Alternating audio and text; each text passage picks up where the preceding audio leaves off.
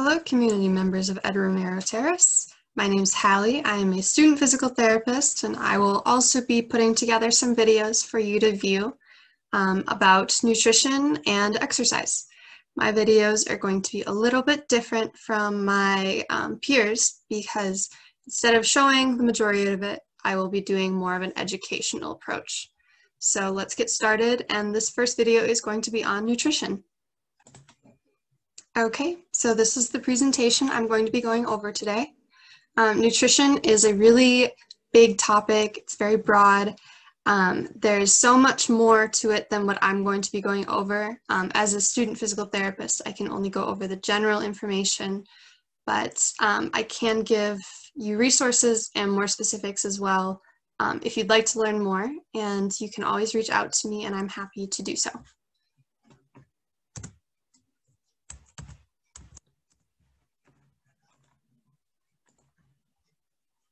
Okay, so the topics we're going to be discussing today are going to involve healthy eating, nutritional changes as you age, healthy food versus foods to eat in moderation, reading nutrition labels, macronutrient recommendations, very general recommendations for special populations, basal metabolic rate and what that is, diet, exercise, and quality of life.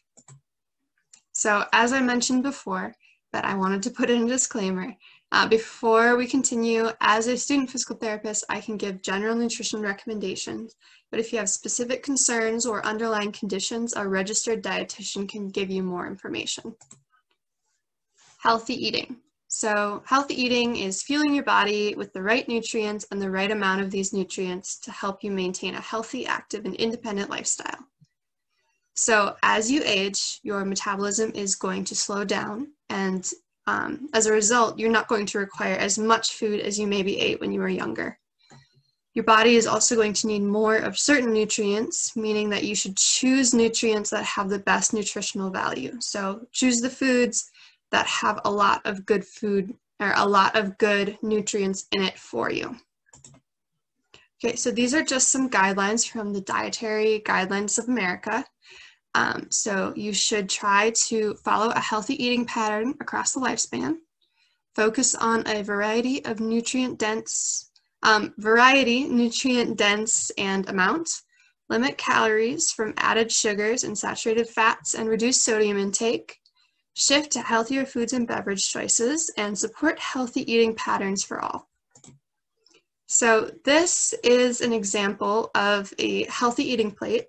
It's put together by Harvard Medical School, and it kind of shows what a plate should look like in general. So if you have your plate in front of you, it should look like a lot of vegetables, a lot of fruits, some whole grains, protein, water, and then some healthy oils as well.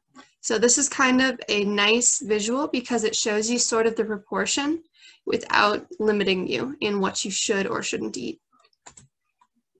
Okay, breakdown of healthy eating plates. So vegetables, the more the better.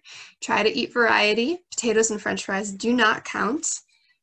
Healthy protein, so choosing fish, poultry, beans, nuts. Limit red meat and cheese consumption. And try to avoid processed meats, which would be bacon and cold cuts.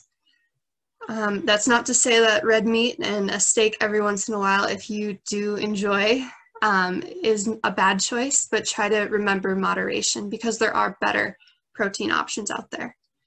Whole grains, looking for a variety. You would like whole grain bread and pasta. Try to limit refined grains, which would be white rice, white bread.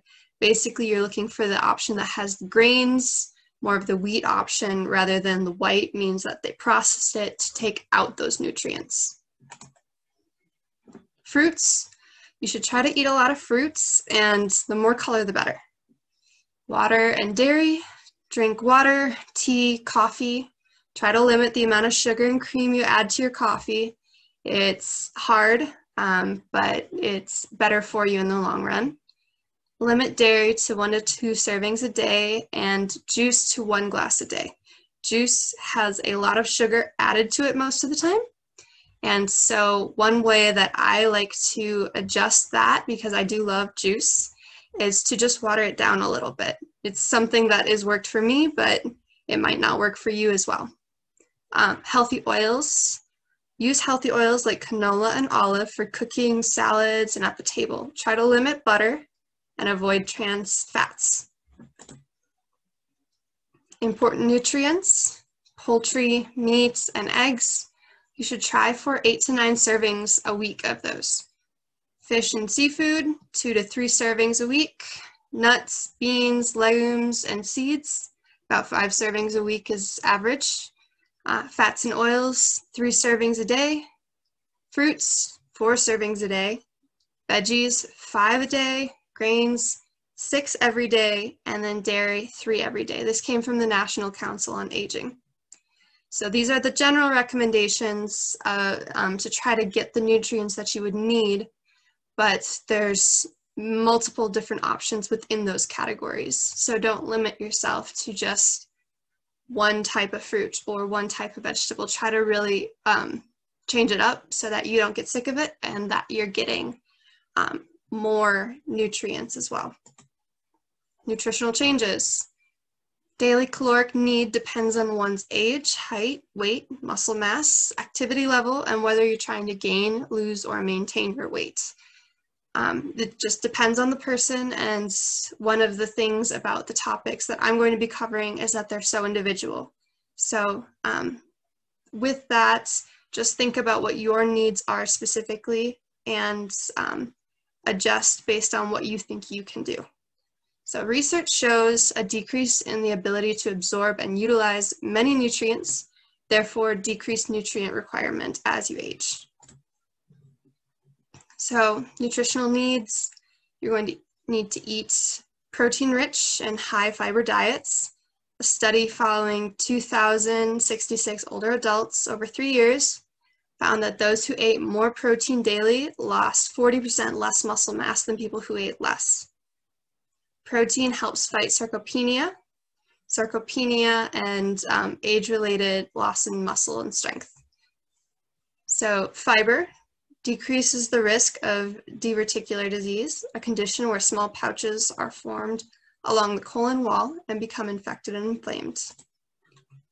If you continue to eat the same number of calories each day that you did when you were younger, you could easily gain extra fat, especially around the belly area. Decreases in estrogen levels for postmenopausal women will promote intra-abdominal fat storage. So you really need to adjust as you age, how much you eat, what you eat, and keep that in mind if you're not seeing the results you want to. Other nutritional needs, vitamin B12, vitamin D, calcium, potassium, magnesium, omega-3 fatty acids, and iron. You want to make sure that you're drinking adequate amounts of water and then help the body maintain its function by drinking enough water. You are made up of 60% water, so you need to make sure that you're putting that amount in to make sure that you stay hydrated, especially here in New Mexico. It's much drier, and so it's really important to make sure you're still drinking water. Okay, snack options. So I just put a list that I came up with of good options that you can eat. So pre-cut veggies, fresh fruit, nuts, cheese slices on whole grain crackers is a good option. Popcorn, try not to get the buttery popcorn. Hard-boiled eggs, chocolate-covered raisins, avocados. Over here I have some protein-rich snacks listed as well, and then the serving size next to it. Okay, so foods to avoid. Avoid being used loosely. You shouldn't feel that you can't eat these foods, but you should remember to try and maintain a moderation when you're eating these foods. So foods to avoid are going to be partially hydrogenated oils, also called trans fats. So these are man-made trans fats that increase inflammation and abdominal fat gain. This is according to the American Heart Association. So examples of these would be donuts, baked goods, margarine, shortening. Foods can still be labeled as trans fat free, even if they have 0.5 gram per serving. So it may say trans fat free, but it doesn't necessarily mean it has to be exactly that. It's one of those rules that nutrition labeling, they're allowed to get away with a little bit. But try to avoid these types of foods to some extent, not eating them every day. Processed foods are also something you should look for in moderation. Check the nutrition labels so that you can avoid foods high in added sugars, saturated fats, sodium, and chemicals you cannot pronounce.